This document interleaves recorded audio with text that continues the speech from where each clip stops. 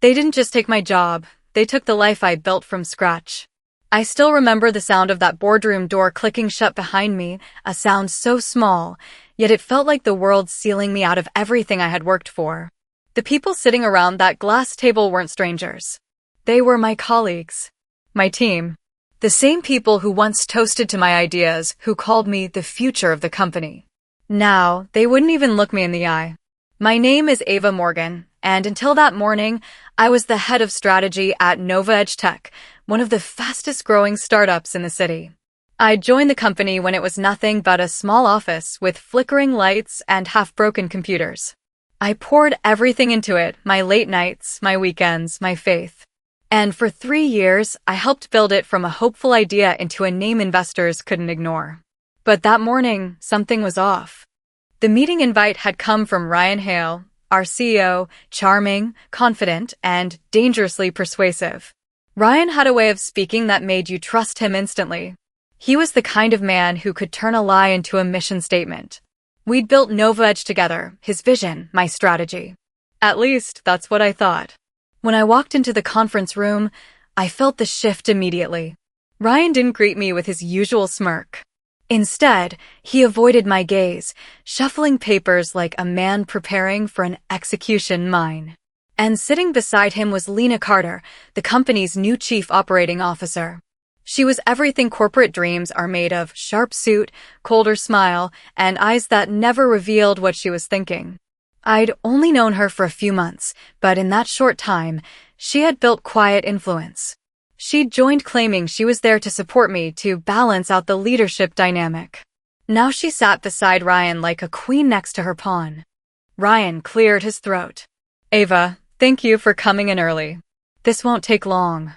That tone, polite, rehearsed, empty, instantly made my stomach tighten. He began talking about restructuring, new directions, and investor priorities. The kind of corporate jargon that kills a career without sounding cruel. The words blurred, but the meaning was clear. They weren't restructuring the department. They were restructuring me out of it. "We believe your skill set would be better suited for external opportunities," Ryan said, his eyes flicking toward Lena. I felt my pulse hammer in my ears. "External opportunities?" I repeated, my voice steady but sharp. "You mean I'm fired?" Lena leaned forward with a faint, practiced smile. "Ava, this isn't personal. It's strategic. We need to align the company with our future investors' expectations. I'm sure you understand." Her words felt like frostbite.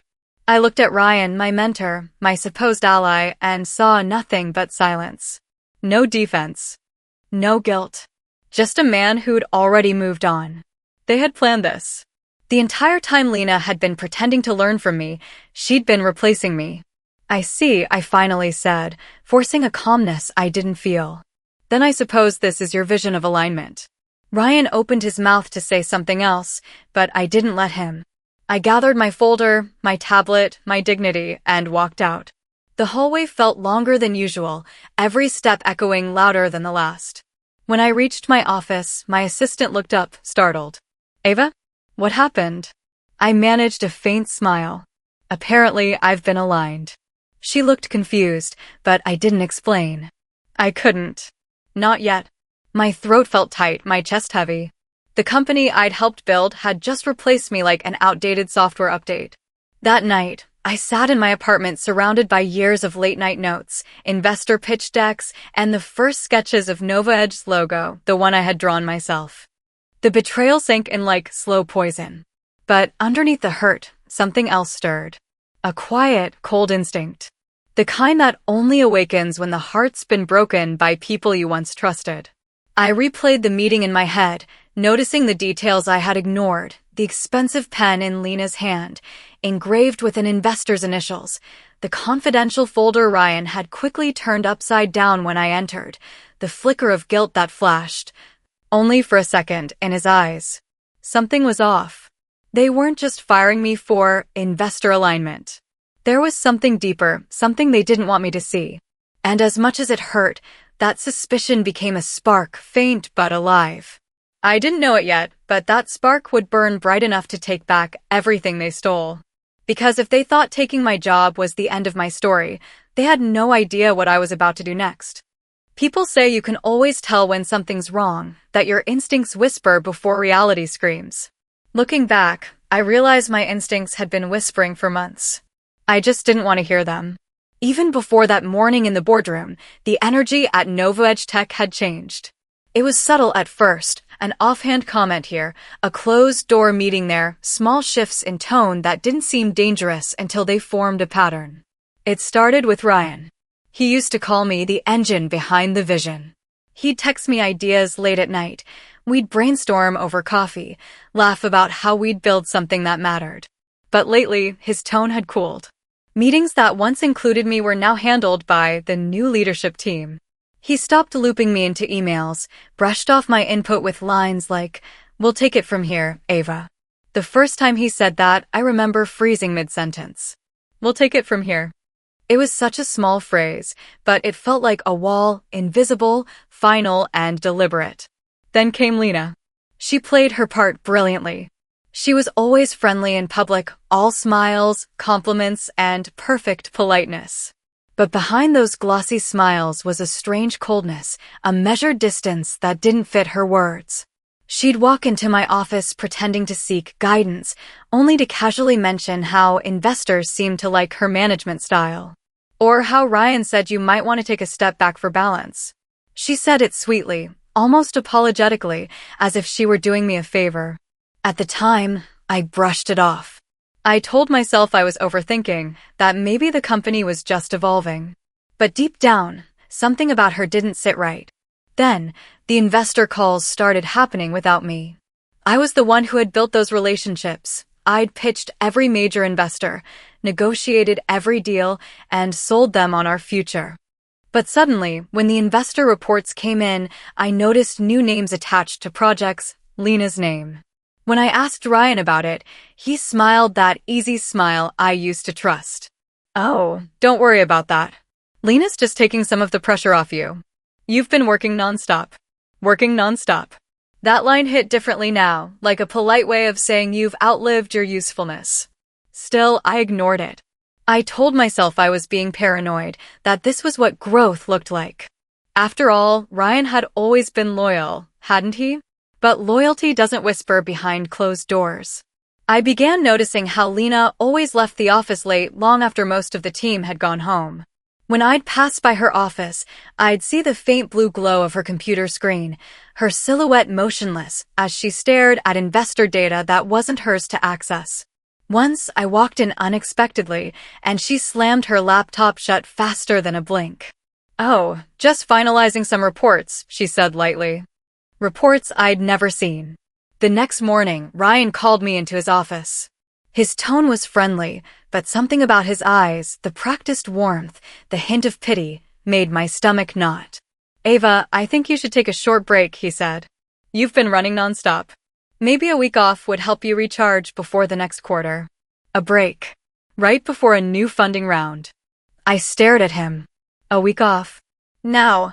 He nodded. "You deserve it." The words were sugar-coated, but my instincts screamed. I'd worked too long in this industry to not recognize a setup. A vacation meant one thing: they were moving pieces while I was gone. That night, I couldn't sleep. I lay awake staring at the ceiling, my thoughts looping like static. Every memory of Ryan's dismissive tone, Lena's half-smiles, and the new investor alignments replayed in painful clarity. I wanted to believe this was just stress, that my exhaustion was twisting things. But the truth was I could feel it, like a chill beneath my skin. They were plotting something. Still, I did what most people do when betrayal hides behind polite faces. I doubted myself. Maybe I'm reading too much into this. Maybe they're right. Maybe I'm tired. But when I opened my laptop the next morning, I found something that turned that doubt into dread. A forwarded email thread from one of our investors, by accident. It mentioned upcoming leadership changes, realignment of responsibilities, and Lena's new presentation draft. My name wasn't mentioned once. The timestamp was from the same day Ryan suggested I take a break. That was the moment my heart sank, and my instincts screamed in unison. They were already replacing me.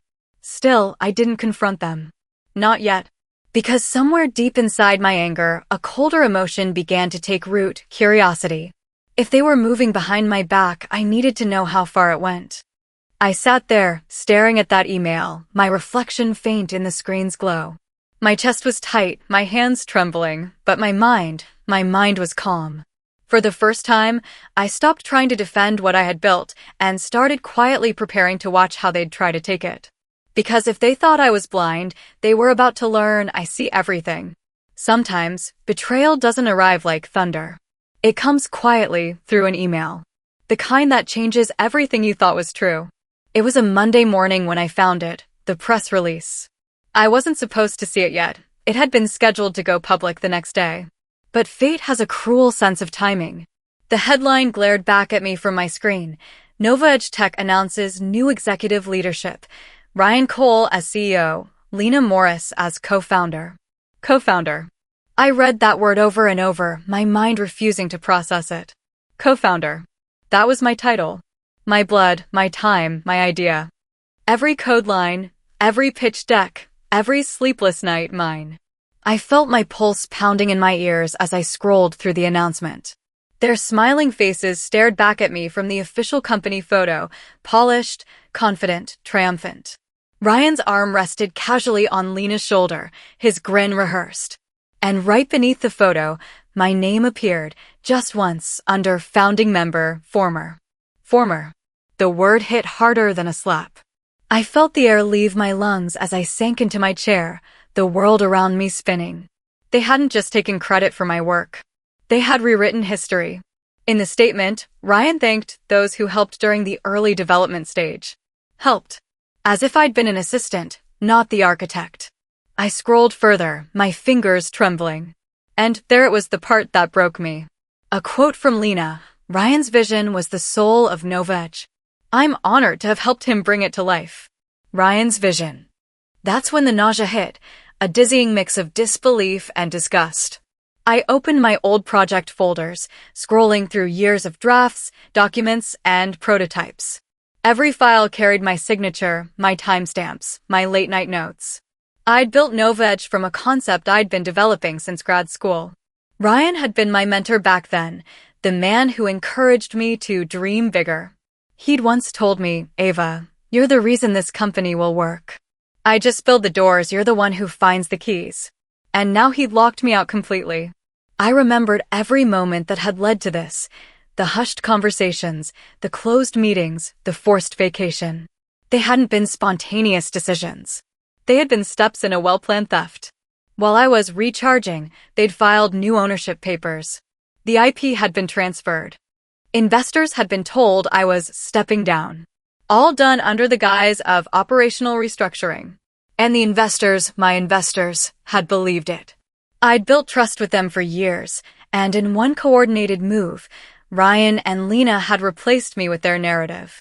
The betrayal wasn't just personal. It was surgical. I don't know how long I sat there, staring at that glowing screen. Maybe minutes. Maybe hours. My thoughts blurred into static, disbelief morphing into grief, grief curdling into fury.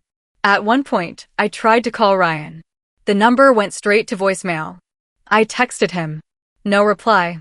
Then Lena. Blocked. That's when I realized they had already erased me. Tears came, uninvited, raw and trembling.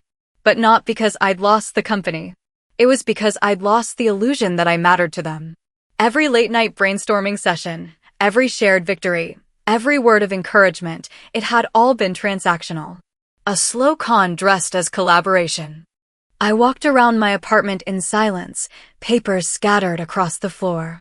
I found old notebooks filled with plans, graphs, goals, all of it now tainted by their names. At one point, I caught my reflection in the window. My eyes were red, my face pale, but behind the exhaustion, there was something else, something new. Not rage.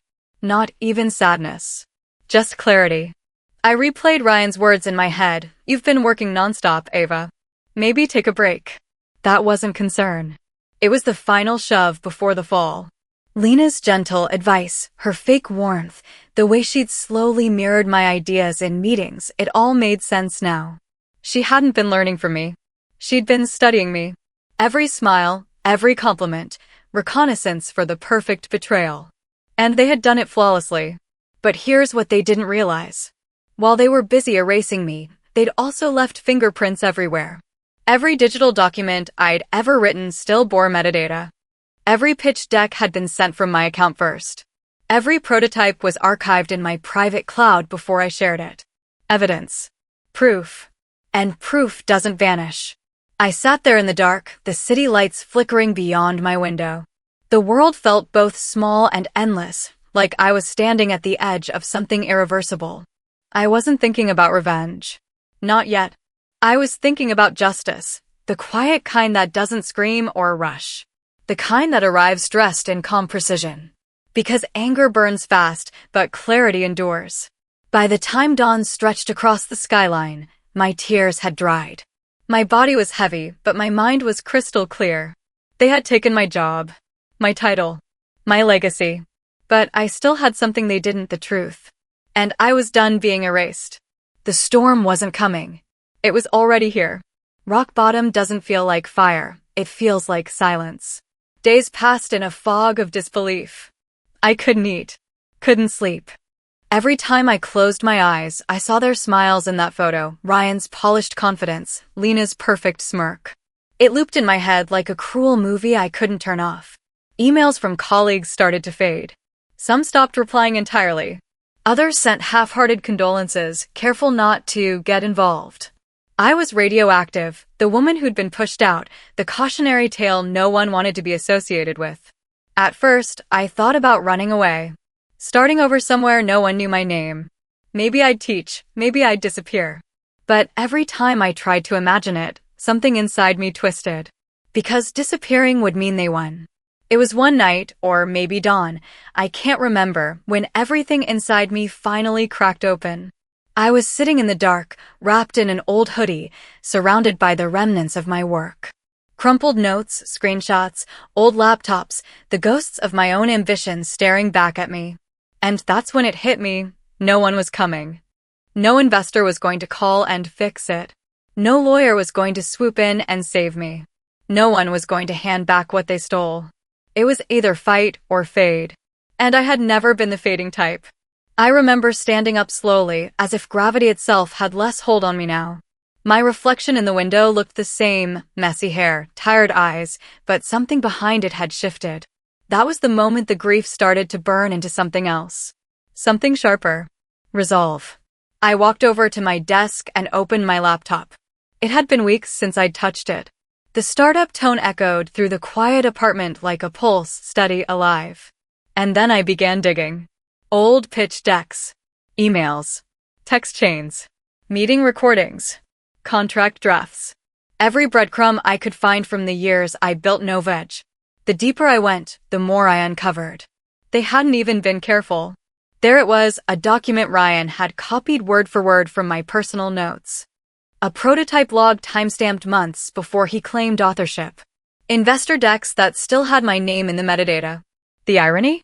The very precision that made me good at my job, the thing they said made me too detail-oriented, was now my weapon. I didn't know what I'd do with all this yet, but for the first time since the betrayal, I wasn't drowning. I was thinking. For days, I worked silently, not out of anger, but purpose. I cataloged everything, organized it like a case file. Every lie had a date. Every betrayal had a receipt. But revenge wasn't what fueled me, not yet. It was justice. The kind that builds quietly, waiting for the perfect moment. One afternoon, while scrolling through old investor contact lists, I noticed something strange.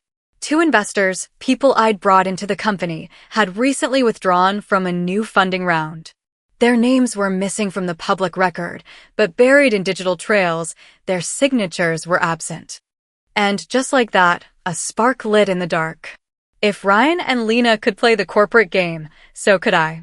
Only this time, I wouldn't play by their rules. That night, I crafted a plan. I wasn't going to confront them. Not yet. I'd rebuild smarter, leaner, quieter. Something of my own.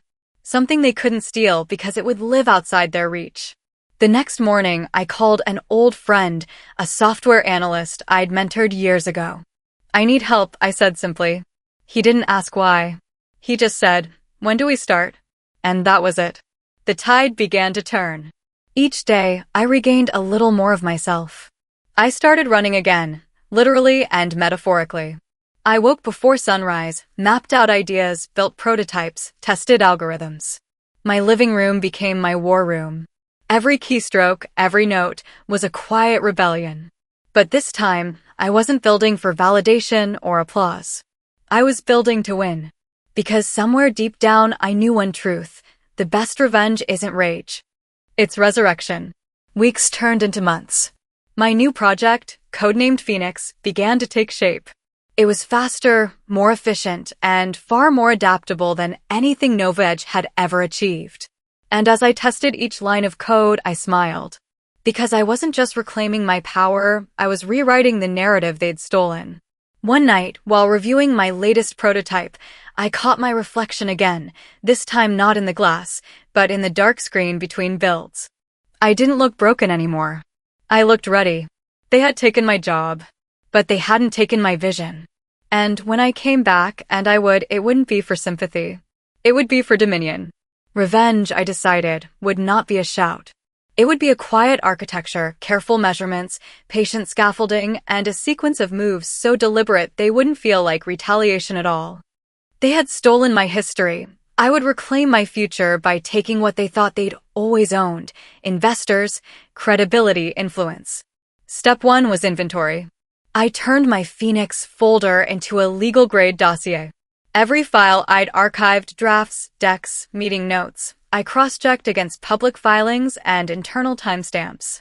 Metadata became my best friend. It kept the truth even when the press releases lied.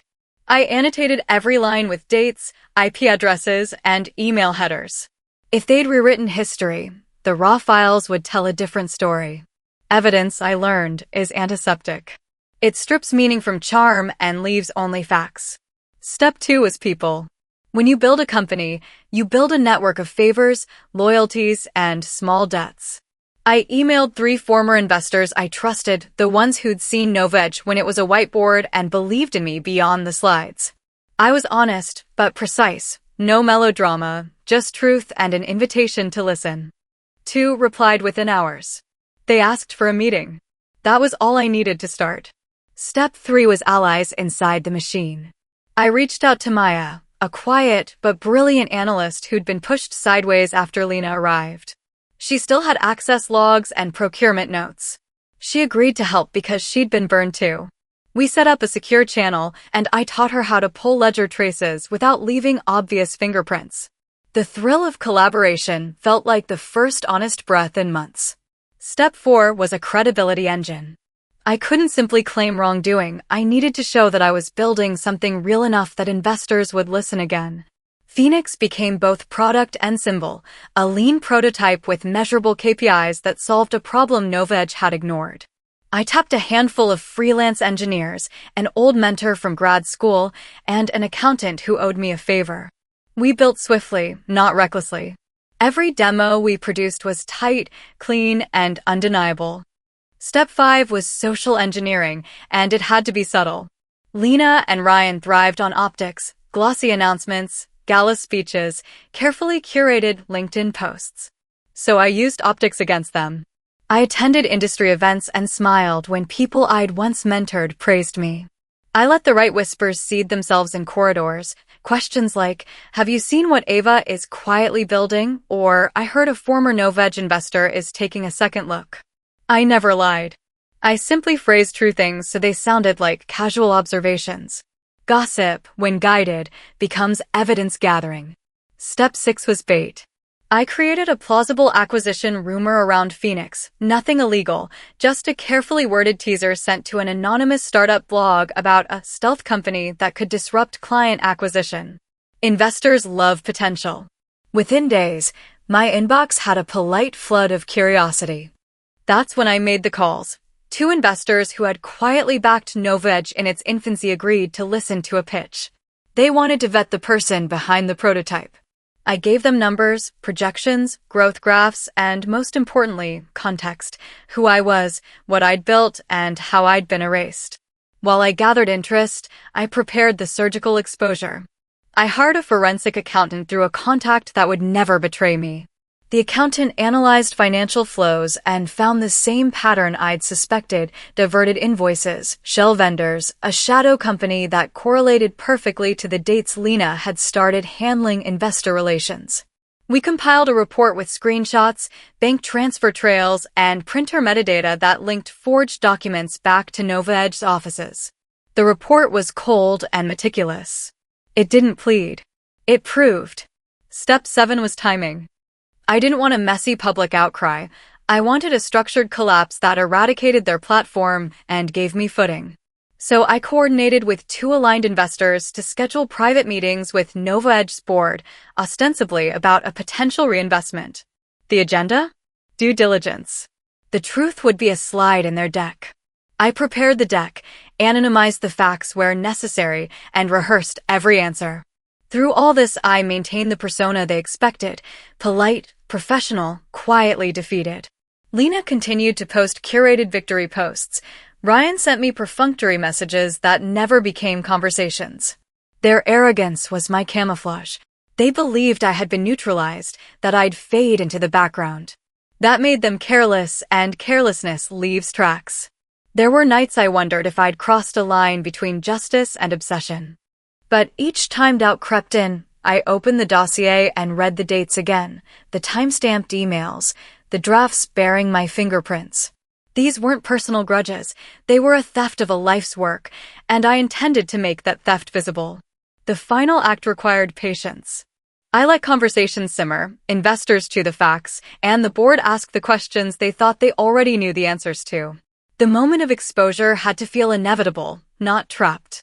When the first investor asked, quietly in that private room, "Why is the original architect listed as former?" and the compliance officer fumbled for an answer, I knew the harvest had been sown. I went to bed that night with a hollow kind of peace. I wasn't naive about what came next.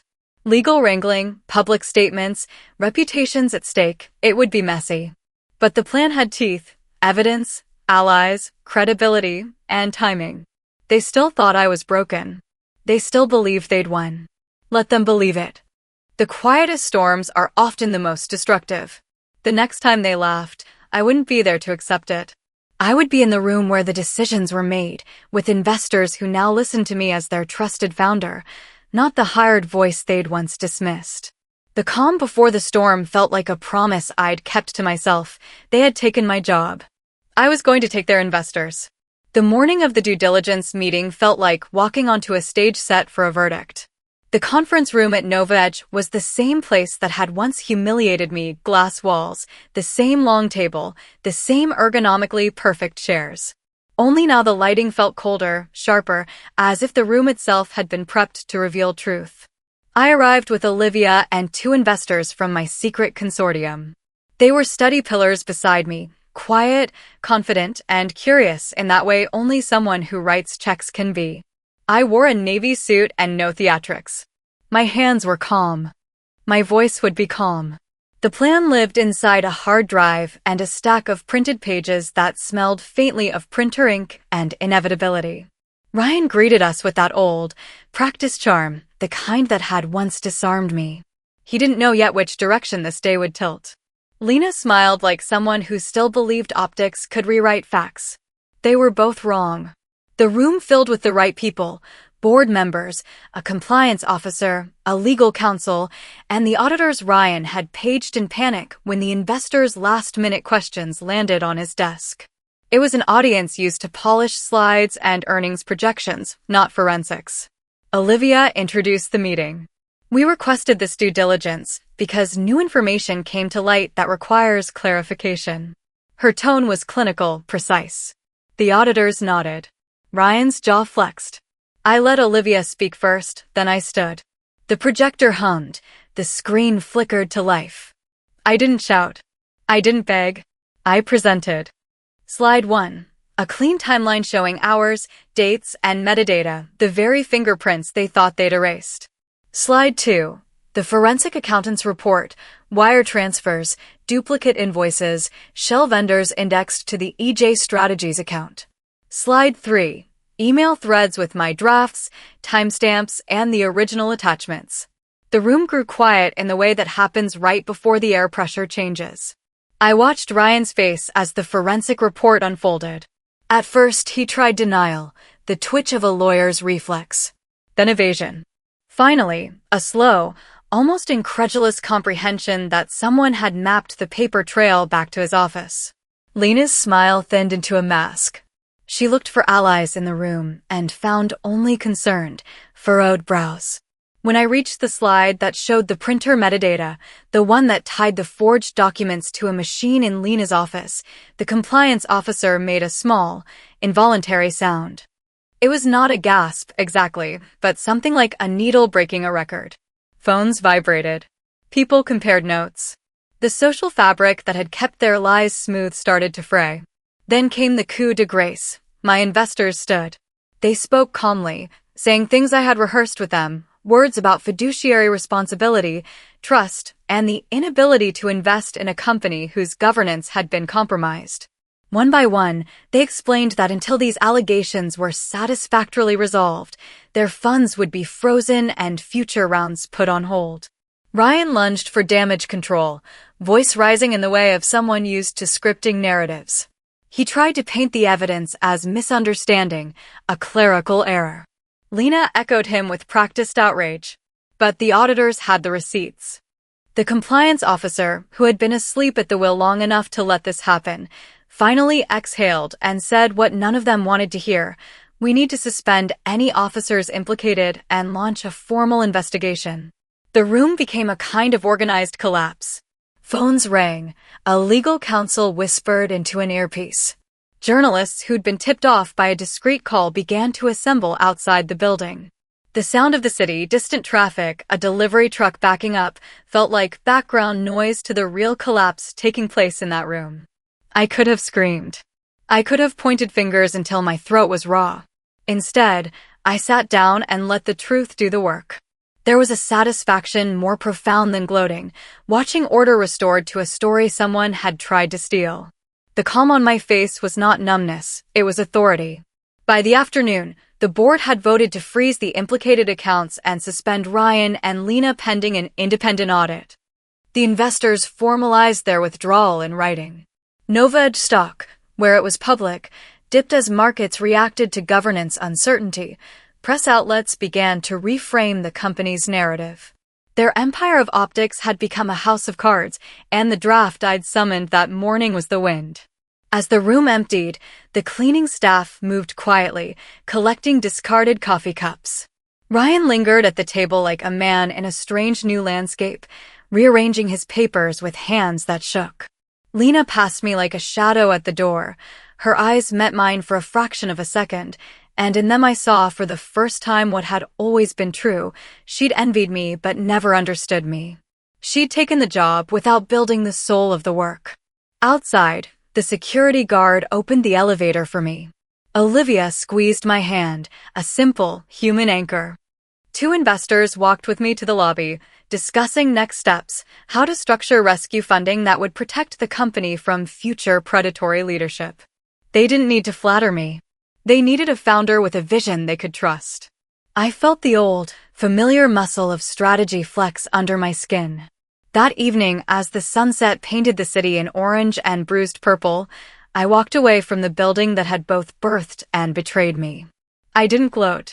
I felt a deep, steady satisfaction, not because they fell, but because the truth stood up again. The betrayal had been surgical, but my response had been surgical, too. Precise, patient, inevitable. They had taken my job. They had thought that erasing a person would erase a legacy. They had miscalculated. Investors are not fickle, they are custodians of potential, and they will vote with their capital when the integrity of that potential is compromised. As I stopped at the corner, watching the city lights blink on like a network of small promises, I recited it to myself in a voice that was neither triumphant nor cruel. They took my job, I took their investors. The sentence was simple, but its weight felt enormous, like a ledger finally balanced. The quiet before had been the most dangerous kind. The quiet after had become proof. The storm had passed. The harvest had been reaped. It's strange how quiet victory sounds. No applause. No headlines shouting your name. Just the hum of life moving forward, lighter somehow, like the universe has exhaled after holding its breath for far too long.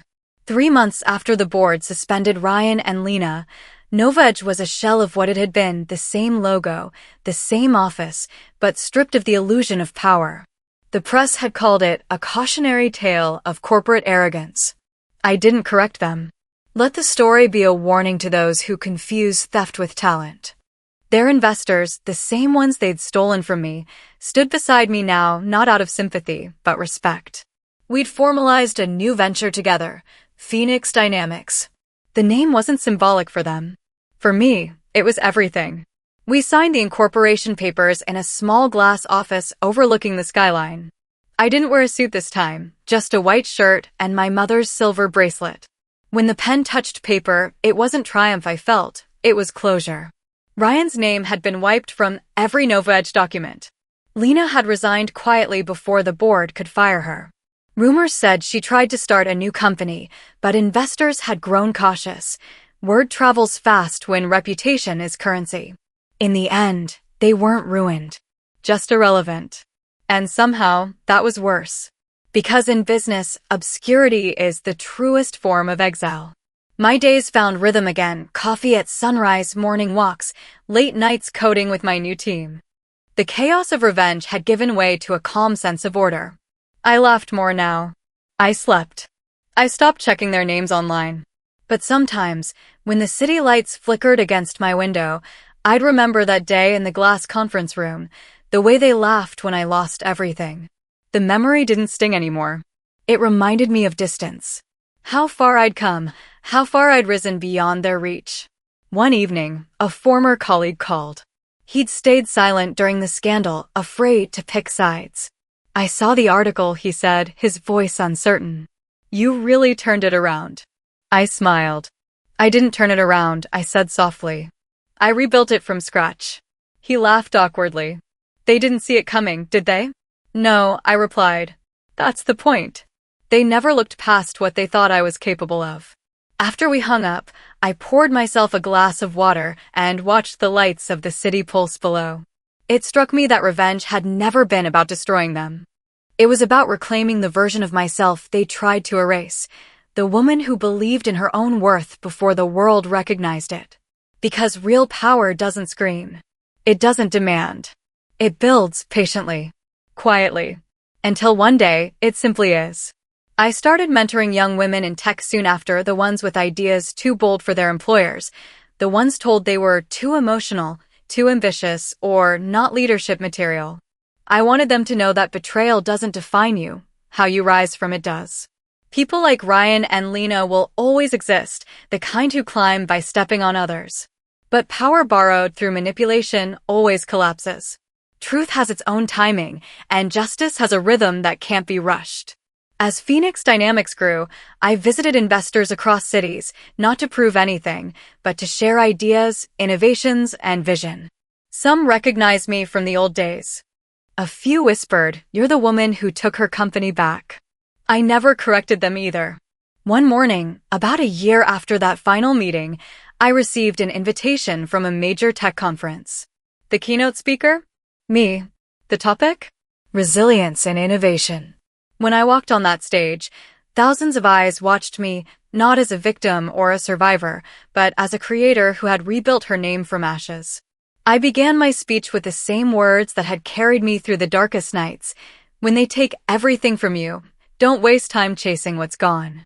Build something so powerful that the world comes to you instead.